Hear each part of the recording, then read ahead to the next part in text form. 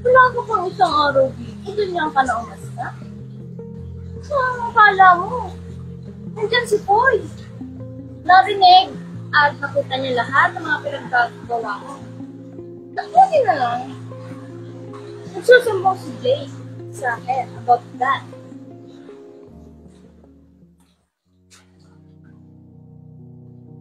Wala kang karapatan para itas yung isang tao. O questionin yung isang bagay, Grace.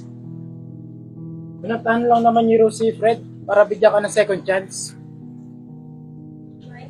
Alam mo, pre, hindi na dapat nang kailangan bigyan pa ng pangalawang pagkakataon. Alam mo, Grace, sobrang binahal kita.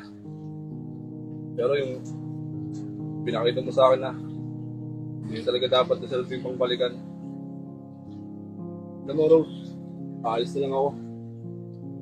Diyan ka na, salamat. Wait lang, Fred!